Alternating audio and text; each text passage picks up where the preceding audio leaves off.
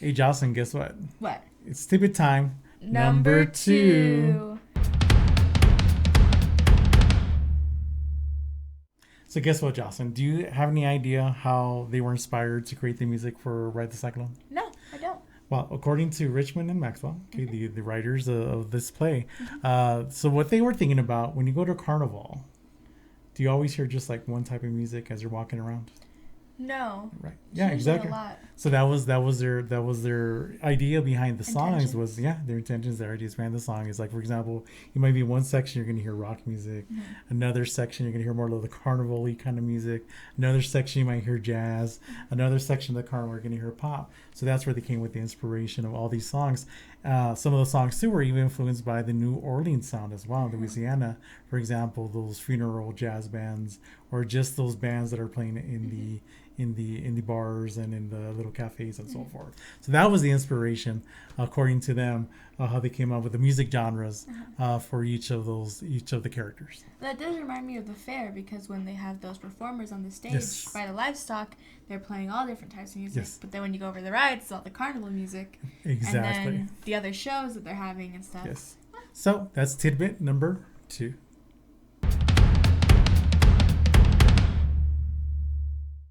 Right, so we have the next character, number 5. We're going to call her number 5. We have Jane Doe, played by Emily Rahm. Yes. My favorite character of this musical. For me, she is like amazing. The reason I like her, she's haunting. She is very haunting. You know, she's very ghostly, creepy. I mean, she's the character that has no memory of who she is. Very doll-like herself, right? And she carries a doll. So. That's the way she was in doll without a head, though. It was a doll without a head. No one knows who she is. They don't even know she was actually part of the choir. But we definitely do know that she was on the ride, the roller coaster, and when she was thrown out, her head was decapitated. Yes. So nobody knows. Sadly, even the priest or father who knew her. The father who conducted the choir, he dies 7 hours later. After who could have possibly identified her, right? Yeah. So here's this person in limbo. No one knows her. Very creepy. Freaking out all the actors. But let's talk about her song. The Ballad of Jane Doe is one of my favorite songs on this album. It's probably my second favorite song, besides Talia. And the way that it's executed is so beautiful. Yeah. And there's it starts off sounding like an opera. Very soft. She has a very nice soprano voice, beautiful soprano voice. But once the band kicks in, the band gets into it and it just really starts. She begins to fly and she starts to float around the stage, and they have these umbrellas that have lights on top, and it looks like a Ferris wheel and it looks like carousel, and she's just kind of knocking into them. Yeah. And she's going back and forth, even singing upside down, turning around, and then flying this side to the side. And how did you describe the music, and how did they describe Oh, I mean, the music itself, I mean, even in the interview with Richmond and Maxwell, they described that they want to capture that New Orleans sound. But the take they took was very more of the New Orleans funeral jazz band, as those bands that go down the street as a funeral's taking place. So they definitely captured that, and you can hear the music, the instrumentation that's used and all that. But definitely her voice, beautiful voice, very haunting character, ghostly. Who's the person she's always going up next to? She's always going up to Constance. Right. Poor Constance. Right. She's always freaking her out.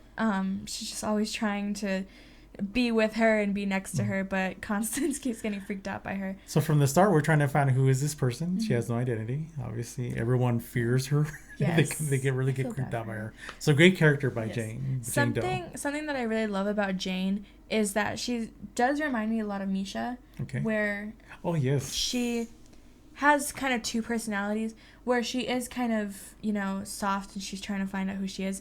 But then once she starts to fly in the song, she does get kind of rageful because she's frustrated and she's trying to figure out who she is. If you listen to the lyrics, she's trying to figure out what's going to happen to her soul. Yeah. And then she doesn't know who she is. Yeah. So she's talking about, my soul. It's, what's going on here, right? So great character is Jane Doe. One of my favorites. I don't know, like I said, the same as either love, hate, love Jane Doe. Yes. And it's not just, her singing as well, but also just the character the outfit, the doll-like outfit, her movements, very catchy, really do catch your attention. And so Jane Doe, that's Jane Doe, played by Emily Rahm, right? Correct. The final character, Constance. another one of your favorites. Yes. Constance Blackwood, the nicest girl in town. Played by Lillian Castillo. Yes.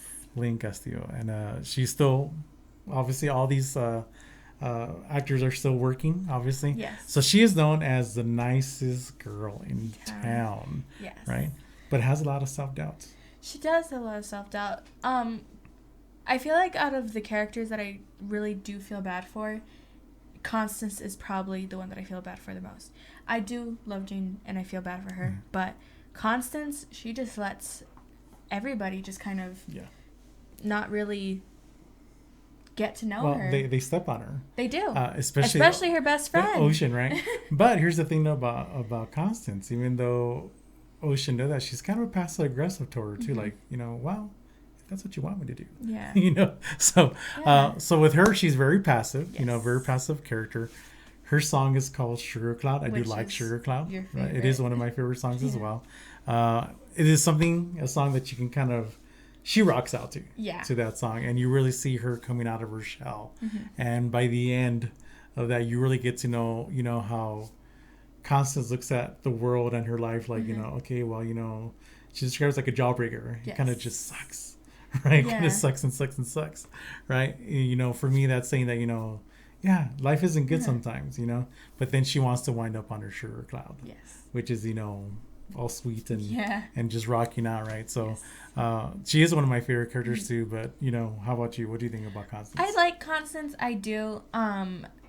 My favorite part about her, character is how she's talking about right before her song, she's talking about how she's always hated her life and how she's always hated being known as being the nicest girl in town. She's always hated her parents because they tried to convince her that being in uranium was okay, and then she finally realizes that it really is okay and that there's nothing wrong with being the nicest person in town.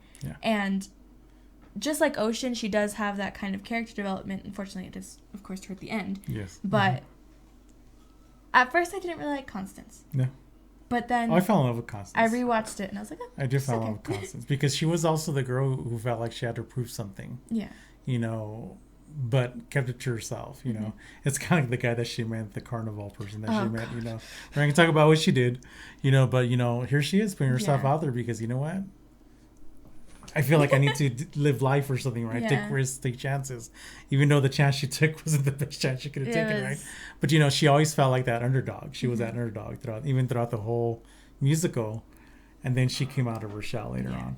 And, and the music, though, you have to admit, though, it also too is very good music in the sense that it's like that acoustic rock kind of. The song is very poppy as well. Yeah, kind of rockish too toward the end there too. And she did it herself. She let her hair loose. Yes. From just the little ponytails that she had, and really rocking out to that song. So, Constance Blackwood. So character number 6. Nicest girl. But then there's a twist now right after that. So now we come to the ending where Karnak switches it up. Yes. Right. Correct.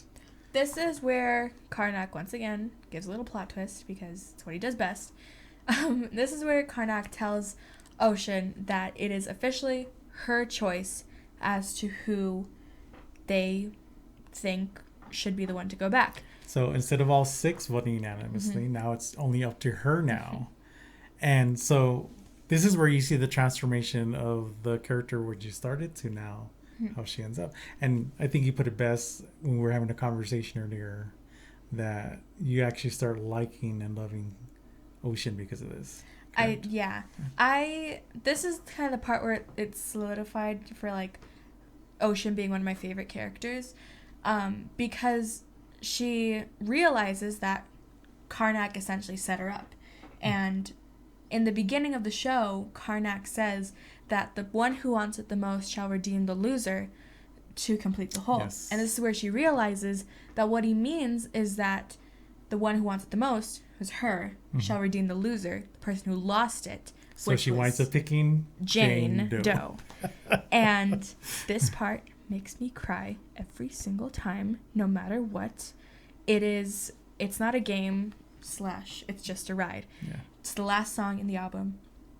And Karnak is finally able to tell us all who Jane Doe is. Oh, yes. I'm not going to say who she is, but we finally get to find out who she is. Well, even the visual they give.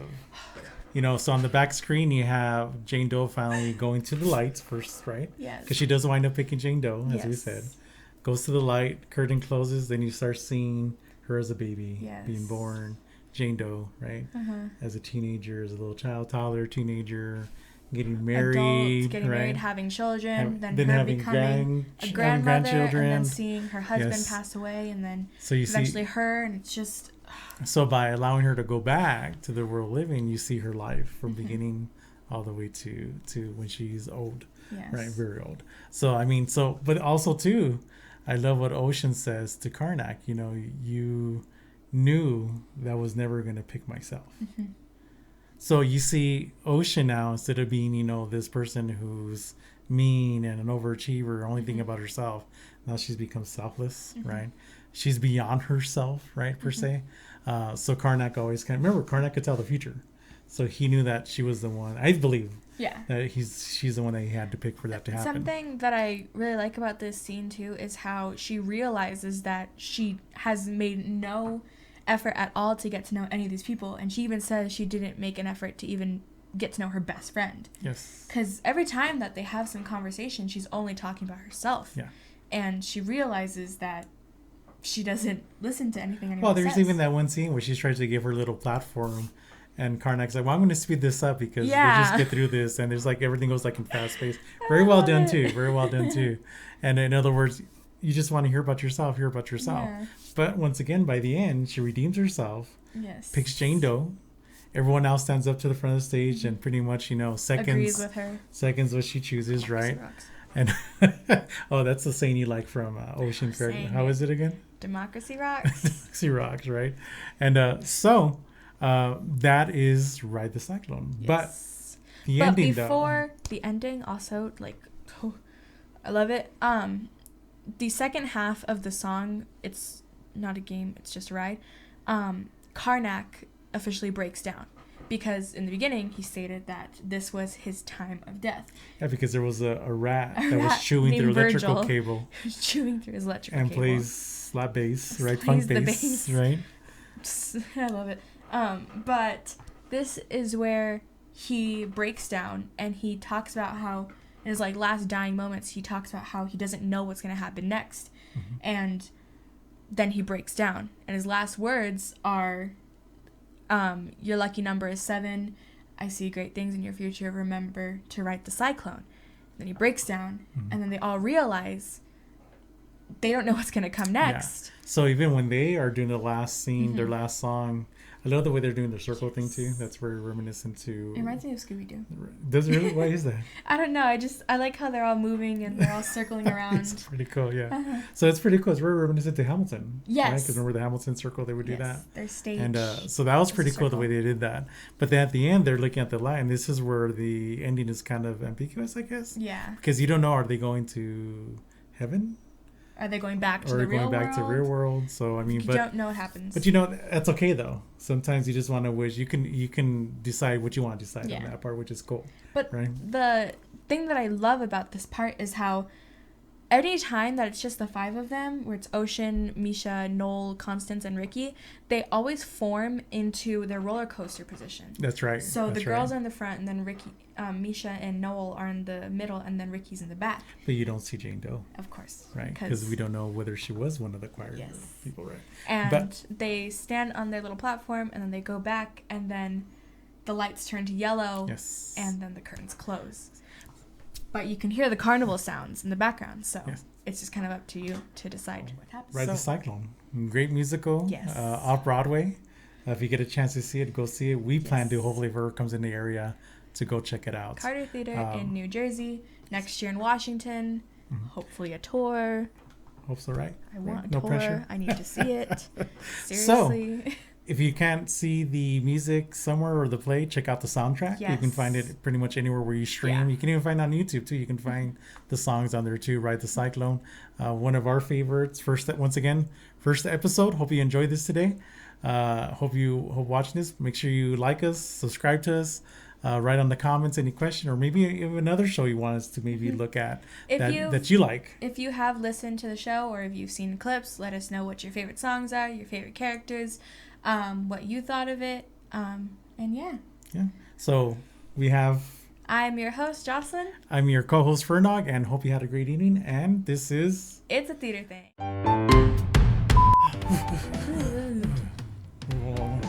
Bumblebees. Uranium. That's right. Is that what you do? Yeah. Elephant triplets? Oh, trumpets. You know, I don't hear real well sometimes. Elephant trumpet. This is what your mom tells me. But I wasn't listening. That was funny. I think that's what it was back in the day. I don't remember. Number 2. I can do the 2 up. Okay, ready?